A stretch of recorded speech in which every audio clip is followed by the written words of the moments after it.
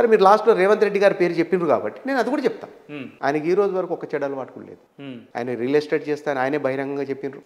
రాజకీయాలు ఎప్పటి నుంచో ఉన్నారు, ఎమ్మెల్యేగా చేసిండ్రు, ఎంపీ అయినరు, ఇవాళ తెలంగాణ రాష్ట్రానికి ముఖ్యమంత్రి అయినరు.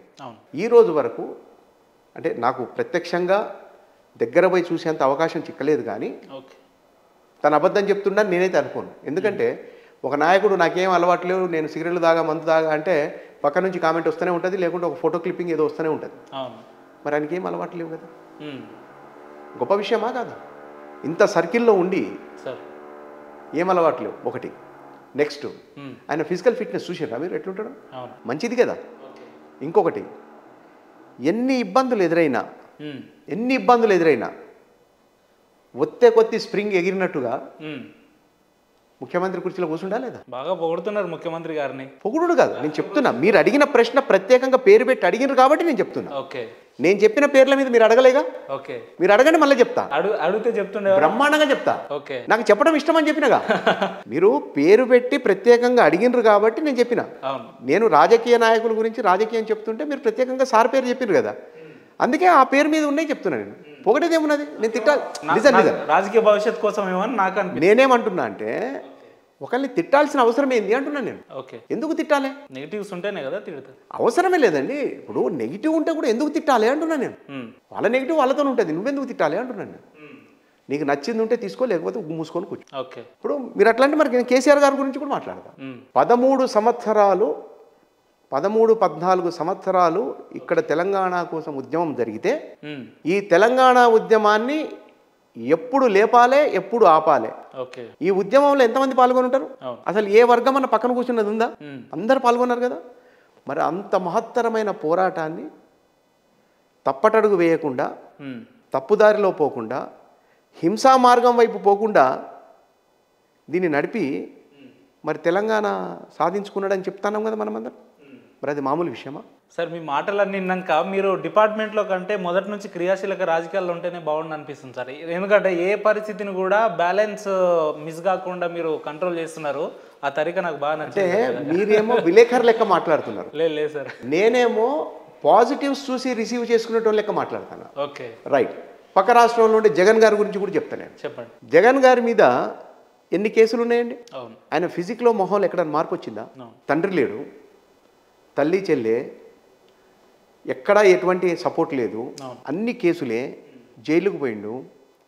నేనేమంటా అంటే ఇదే స్ట్రెస్ ప్రెషరు ఇది కనుక ఉంటే అసలు మన బాడీ మారిపోతుంది, ఆహారపు అలవాట్లు మారిపోతాయి, ముఖ కవలికలు మారిపోతుంది, ఫిజిక్ అడ్డగోలుగా అయిపోతుంది. అయితే సన్నగైతాం, లేకుంటే లావైతాం. జగన్ గారి ఫిజిక్లో ఎక్కడన్నా మార్పు వచ్చిందా?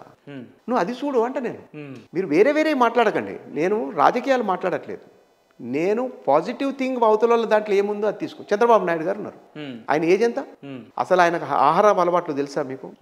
ఆయన ఎంత గౌరవించి మాట్లాడతాడు ఎవరితో మాట్లాడినా. ఒక్క నువ్వు అనే పదం కూడా ఉండదు, మీరు అనే పదమే మాట్లాడతారు. అవునా? అంటే మనం చూసే దృష్టి, అబ్జర్వేషన్ తెలియదు. రాజశేఖర రెడ్డి గారు ఎంత మహత్తరమైన వ్యక్తి. పార్టీలకు అతీతంగా ఎవరికి సహాయం చేయాలన్నా కూడా పలకకుండా అటు తిరిగిపోతుంటే తట్టి పిలిచి పలకరించి. ఎన్టీఆర్ మహనీయుడు, ఆయన గురించి మనం మాట్లాడుకోవాల్సిన అవసరం లేదు, నేను చెప్పడమే తప్పైతే. ఎట్లాంటి వ్యక్తి ఆయన అంటే నేనేమంటా అంటే నువ్వు చూసే దృష్టి, నువ్వు వాళ్ళలో చెడే చూసుకుంటూ కూర్చున్నావు అనుకో, నీ బుర్రంతా కూడా డస్ట్బిన్ అవుతుంది, చెత్త పేరుకపోతుంది.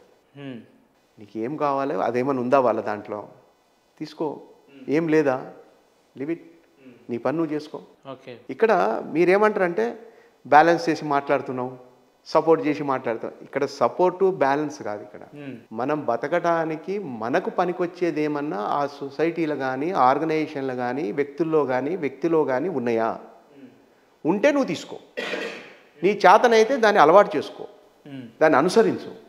నీకు చేత కాలేదా, ఏమి లేవా, మూసుకొని నీ పని నువ్వు చేసుకో. Right sir. మీరు రాజకీయాల్లో ప్రత్యేకంగా కాంగ్రెస్ పార్టీ నుంచి ఎంపీగా పోటీ చేద్దామనే ఆలోచనతో ఉన్నట్టు మీరు మాట్లాడుతుంటే తెలుస్తుంది. రైట్. ఒకవేళ కాంగ్రెస్ పార్టీ నుంచే అనుకుందాం, కాంగ్రెస్ పార్టీ అంటే చాలామంది బయట అది పెద్ద సముద్రం, అందులో పెద్ద పెద్ద తిమింగలాలు ఉంటాయి అని మాట్లాడుతుంటారు.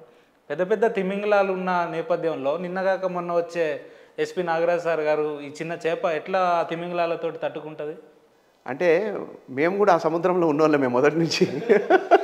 మాకు ఆ సముద్రం కొత్తేమి కాదు, మా పాత సముద్రమే అది. కాకపోతే మేము ఉద్యోగరీత్యా బయటికి పోయినప్పుడు రకరకాలు ఉంటే కానీ మళ్ళీ పల్లెలకు మీ సొంత ఇంటికి పోరా, అంతే. అదేం పెద్ద సముద్రమే కానీ అది మాకు కొత్త కాదు అంటున్నాను. అంటే ఒక ప్రయత్నం మనసులో ఉన్నది, చేస్తే బాగుంటుంది, ఇచ్చిండ్రు అనుకోండి చేస్తాం. లేదబ్బా ఇప్పుడు కాదు, చాలామంది పెద్దలు ఉన్నారు, వాళ్ళకి మాట ఇచ్చినాము, లేకుంటే వీళ్ళకు ఉన్నది ఇట్లా అనుకోవట్లేదు, ఇట్లున్నది లేదు, సర్వే చేసినాము, నీ పేరు ఎక్కడ సరిగ్గా వస్తలేదు, వేరే వాళ్ళు వస్తున్నది, ఇబ్బంది ఉన్నది అనుకోండి, అది వాళ్ళ అభిప్రాయం. ఎందుకంటే వాళ్ళు కదా నిర్ణయాలు తీసుకోవాల్సింది, అడగాల్సింది మనం, నిర్ణయాలు తీసుకోవాల్సింది వాళ్ళు. కాదన్నారు అనుకోండి. మీ పేరు కాదని అడగపోవడానికి ఏమైనా ప్రధాన కారణాలు ఏమైనా ఉన్నాయా సార్? అంటే అట్లా కాదు నేనేది. ఇప్పుడు మీరు అడిగినట్టే సముద్రంలో పెద్ద పెద్ద తిమింగలాలంటే ఆల్రెడీ సీనియర్ లీడర్స్ ఉంటారు కదా. మీరే అన్నారు కదా మీరు నిన్న మొన్న వచ్చిండ్రని. నేను కొత్తోడే కదా రాజకీయానికి, పరిచయం ఉంటే ఉండొచ్చు, నా కుటుంబం ఉంటే ఉండొచ్చు, కానీ నేనైతే కొత్తే కదా.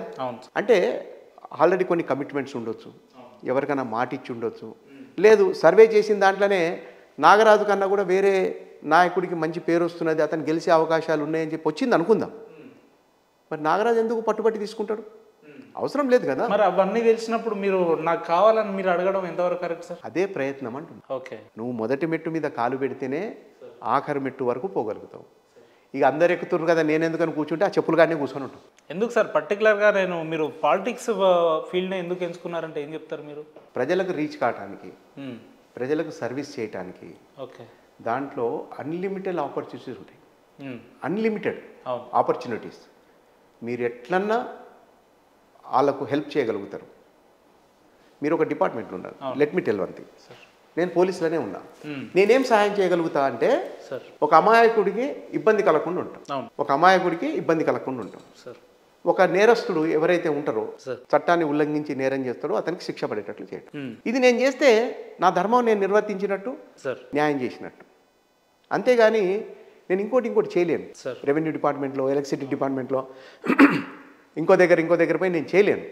ఎందుకంటే ఆ డిపార్ట్మెంట్ ఆఫీసర్స్ అక్కడ ఉంటారు. కానీ రాజకీయంలో ఉంటే ఏమవుతుందంటే మనం అన్ని చోట్ల తిరిగి రావచ్చు, చైన్ సిస్టమ్కి సెంటర్ పాయింట్, అన్ని తిరిగి రావచ్చు, రిక్వెస్ట్లు చేయొచ్చు, వాళ్ళని ఇది ఎందుకు చేయట్లేదని ప్రశ్నించవచ్చు, అది అయ్యే మాదిరిగా మనం ప్రయత్నం చేయొచ్చు, చాలా ఉంటాయి దాన్ని. అందుకే అది తీసుకుంటాం. ఇప్పుడు మీరు అన్నారు ఒక స్వచ్ఛంద సంస్థ పెట్టొచ్చు కదా అన్నారు ఇందాక, కరెక్టే పెట్టొచ్చు. పెడితే ఎన్ని పనులు చేయగలుగుతాం, ఎట్లాంటి కార్యక్రమాలు చేయగలుగుతాం, దాని ఫండింగ్ అవసరమైతే తెలుసా మీకు? ఒక స్వచ్ఛంద సంస్థ అంటే ఏదో నిలబడి మజ్జిగ సీసా గ్లాసులు ఇచ్చినాం అది సమ్మర్లో, అది పుణ్యకార్యమే, నేను కాదంటలేను, కానీ పరిధి ఏది అంటున్నాను నేను. స్వచ్ఛంద కార్యక్రమాలు చేసే సంస్థకు కూడా ఫండింగ్ అవసరమవుతుంది, సపోర్ట్ అవసరమవుతుంది. మీరు ఏమీ లేని స్థితిలో ఉండి నేను కాకుండా అంటే అవన్నీ అయ్యే పనులు కావు. అర్థమవుతుందా? కాబట్టి మనం ఇటు ప్రయత్నం చేద్దాం, కాలేదనుకోండి ఇంకో రకంగా ఆలోచన చేద్దాం. బతుకున్నంత వరకు ఏదో చేయాలి కదా. చాలా సీనియర్ సిటిజన్లు కావచ్చు, లేదా రిటైర్ అయిపోయిన ఎంప్లాయీస్ కావచ్చు, నేను ఒక 50-60 ఏజ్ వరకే పని చేయాలి, దాని తర్వాత ఫ్యామిలీతో స్పెండ్ చేయాలి అనే ఒక ఆలోచనతో చాలా మనకు మెజారిటీ ఆఫ్ ది పీపుల్స్ ఉంటారు. బట్ మీలాంటి వ్యక్తులు సర్వీస్ అయిపోయినప్పటికి కూడా పాలిటిక్స్ రూపంగానో ఇంకేదో రూపంగా ప్రజలకు సర్వీస్ చేస్తూనే ఉండాలి అని ఎందుకు అనిపిస్తుంది అంటున్నా? అంటే ఈ బుద్ధి అట్లాంటిది, ఈ బుద్ధి నెత్తిలో ఉన్న ఆలోచన అట్లాంటిది. ఇప్పుడు నేను మా మిసెస్ ఎన్నో సంవత్సరాల కింద, ఇయర్ నాకు కరెక్ట్ గుర్తులేదు, ఎన్నో సంవత్సరాల కింద చిరంజీవి ఐ బ్యాంకు మా ఐస్ రాసి ఇచ్చేసినాం డొనేషన్, ఎన్నో సంవత్సరాల కింద. మరి అప్పుడు నాకు రాజకీయం గురించి తెలియదు, అప్పుడు ఎంత నాకు అటువైపు జాస కూడా లేదు. అట్లనే నాకు ఒక్కతే ఆడపిల్ల, మేము ఎప్పుడో ఫ్యామిలీ ప్లానింగ్ ఇంప్లిమెంట్ చేసినాం. పొల్లు తిట్టిండ్రు మా ఇంట్లో, పందువుల కదా మగ పిల్లగాడు ఉండాలి కదా అని. సరే ఉన్నంతలో ఒక ఆడపిల్ల, మన వంతు కృషి ఏంది, పాపులేషన్ అడ్డగోలుగా వెళ్ళిపోతూ ఉన్నది, ఇట్లా అనుకుంటే 3, 4, 5, 6 అవుతున్నారు కాబట్టి ఒక ఆడపిల్ల.